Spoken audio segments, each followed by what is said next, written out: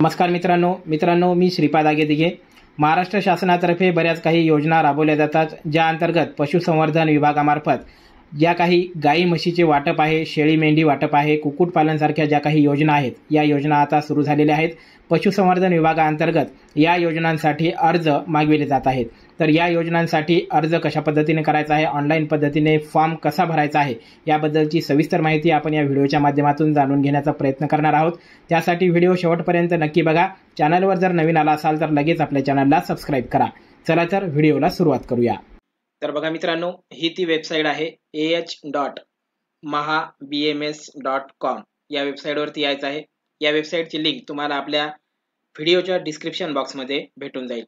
या वेबसाईटवर आल्यानंतर तुम्हाला सर्व योजनांची माहिती या ठिकाणी मिळणार आहे। थोडं स्क्रोल डाऊन करून खाली गेल्यानंतर अर्जाचा वर्क फ्लो कसा आहे तुम्हाला या ठिकाणी दिसणार आहे। सुरुवातीला तुम्हाला अर्जाची नोंदणी करायची आहे, अर्जदार नोंदणी, त्यानंतर योजनेसाठी अर्ज करायचा आहे, त्यानंतर पात्र लाभार्थ्यांची यादी प्रकाशित होईल, त्यानंतर स्क्रुटिनीद्वारे प्राथमिक निवड करण्यात येईल आणि अर्जदारांची कागदपत्रे अपलोड वगैरे केल्याच्या नंतर अंतिम निवड त्या ठिकाणी करण्यात येईल। या ठिकाणी सूचनेमध्ये तुम्ही पाहू शकता, अर्जदारांसाठी योजनेअंतर्गत अर्ज करण्याची जी मुदत आहे ती 3/5/2025 ते 2/6/2025 पर्यंत राहणार आहे। तुम्ही 3/5 पासून ते 2/6/2025 पर्यंत अर्ज करू शकता।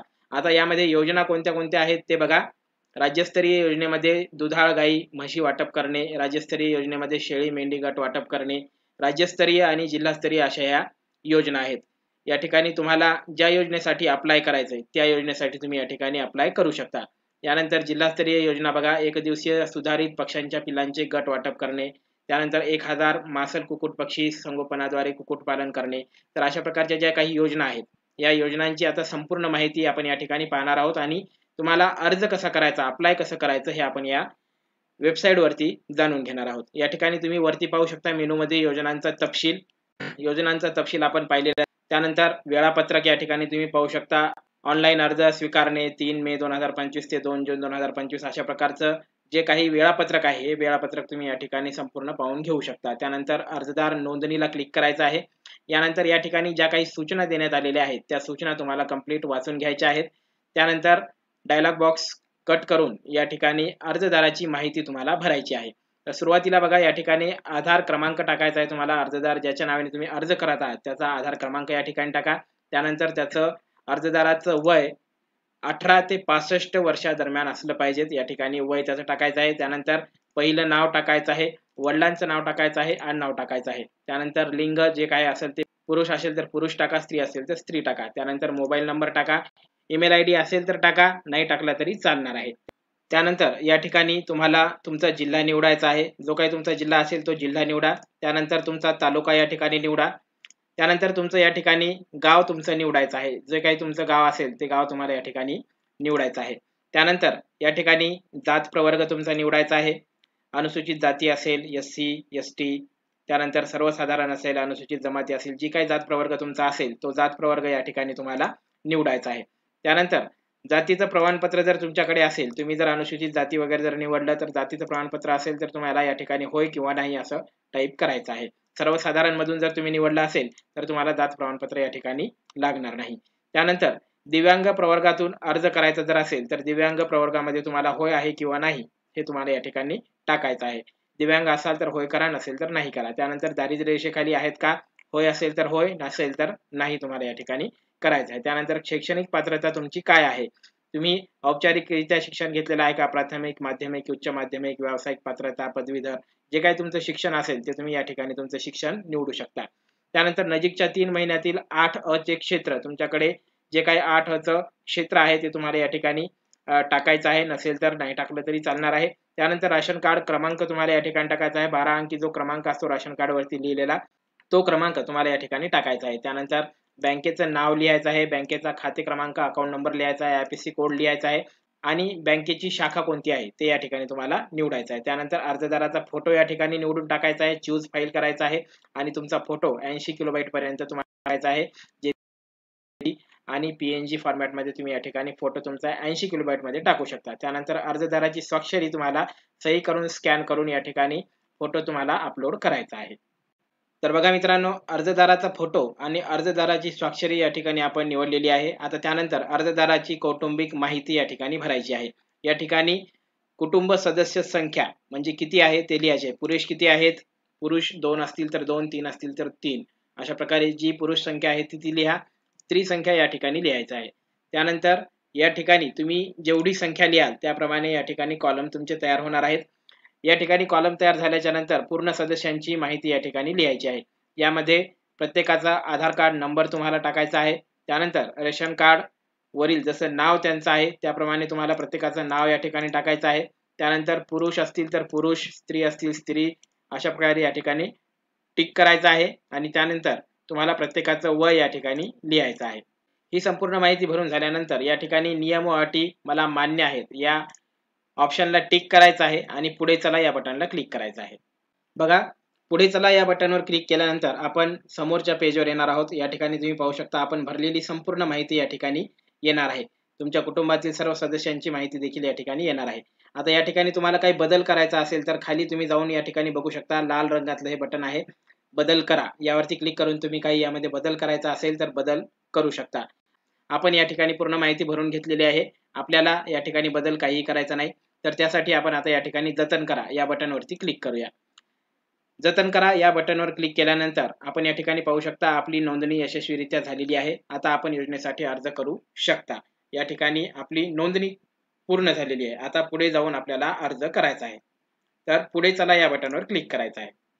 अर्ज करण्यापूर्वी या ज्या काही गोष्टी आहेत, या गोष्टी या ज्या सूचना आहेत त्या तुम्हाला या ठिकाणी वाचून घ्यायच्या आहेत.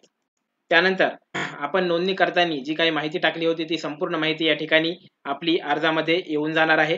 त्यानंतर मागणी करण्यासाठी या ठिकाणी खाली यायचं आहे. मागणी करा या ऑप्शन खाली तुम्हाला कोणत्या योजनेसाठी अर्ज करायचा आहे. आता या ठिकाणी योजना दिलेल्या आहेत. नंबर 1 ची योजना बघा, राज्यस्तरीय योजना आहे. दुधाळ गाई म्हशीचे वाटप करणे. त्यानंतर 1000 मासल कुक्कुट पक्षी संगोपनाद्वारे कुक्कुट पालन व्यवसाय सुरू करणे. त्यानंतर शेळी मेंढी गट वाटप करणे, तलंगा गट वाटप करणे, 1 दिवसीय सुधारित पक्ष्यांच्या पिल्लांचे गट वाटप करणे. तर यापैकी आपल्याला कोणती योजना टिक करायची आहे किंवा कोणत्या योजनेसाठी तुम्ही या ठिकाणी प्रत्येक योजनेसाठी टिक मार्क हे करू शकता.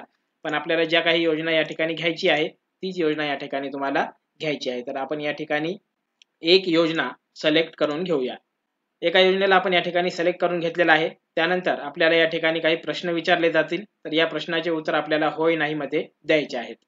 तर पहिला प्रश्न या ठिकाणी बघा, अर्जदार महिला बचत गटाचे सदस्य आहे का? असेल तर हो करा किंवा नाही करा. त्यानंतर अर्जदार भूमिहीन आहे का? असेल तर होय किंवा नाही करायचं आहे. अर्जदार 1 हेक्टर ते 2 हेक्टर पर्यंत अल्पभूधारक आहे का? असेल तर होय, नसेल तर नाही करा. त्यानंतर अर्जदार सुशिक्षित बेरोजगार आहेत का? होय करा किंवा नाही करा. त्यानंतर मागील 3 वर्षात मी किंवा कुटुंबातील व्यक्तीने कोणत्या शासकीय पशुधन वाटपाच्या योजनेचा लाभ घेतलेला आहे का? असेल तर होय करा, नसेल तर नाही करा. त्यानंतर अर्जदाराच्या कुटुंबातील कोणी व्यक्ती शासकीय, निमशासकीय, स्थानिक संस्थेच्या सेवेमध्ये असतील तर होय करायचं किंवा नाही करायचं आहे. आणि त्यानंतर 1 मे 2001 नंतर तिसरे जन्मलेले अपत्य आहे का? असेल तर होय करा, नसेल तर नाही करा.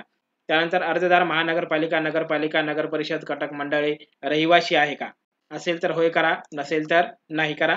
त्यानंतर या योजनेअंतर्गत माझे प्रकरण मंजूर झाल्यास संपूर्ण दिनांकापासून 1 महिन्याच्या कालावधीमध्ये गाय म्हैस खरेदीची मी हमी देत आहे. तर ही हमी देणारी जी सूचना आहे ही होय या ठिकाणी तुम्हाला करायची आहे. हे संपूर्ण प्रश्न झाल्याच्या नंतर नियम व अटी या ठिकाणी संपूर्ण वाचून घ्यायचे आहेत आणि वरील नियम व अटी मला मान्य आहेत या ऑप्शनला टिक करायचं आहे आणि पुढे चला या बटनवर क्लिक करायचं आहे. या बटनवर क्लिक केल्यानंतर संपूर्ण अर्ज आपला या ठिकाणी दिसणार आहे. राज्यस्तरीय दुधाळ गाई म्हशीचे वाटप हे आपण या ठिकाणी निवडलेली योजना आहे आणि संपूर्ण माहिती तुमची या ठिकाणी येऊन जाणार आहे. आता या ठिकाणी बदल करायचा असेल तर तुम्ही डाव्या साईडचं बटन पाहू शकता, ब्ल्यू कलर मधलं बदल करा. आणि बदल जर करायचा नसेल तर जतन करा या बटनवर क्लिक करायचं आहे.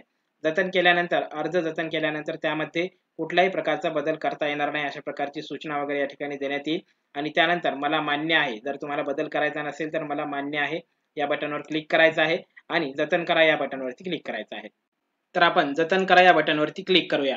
या बटनवर क्लिक केल्यानंतर तुमचा जो अर्ज आहे तो या ठिकाणी जतन केला जाईल, सबमिट केला जाईल.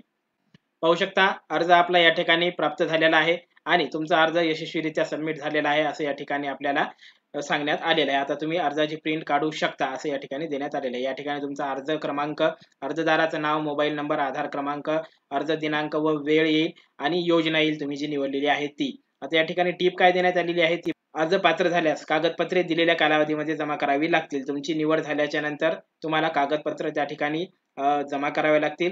याची अर्जदाराने खात्रीशीर नोंद घ्यावी असं या ठिकाणी सांगण्यात आलेलं आहे. आता या ठिकाणी ही माहिती आणि प्रत काढा या बटनवरती क्लिक करून तुम्ही तुमची प्रिंट जतन करून ठेवू शकता किंवा प्रिंट काढून तुम्हाला हे जपून ठेवायचं आहे. त्यानंतर बंद करा या बटनवर क्लिक करायचं आहे.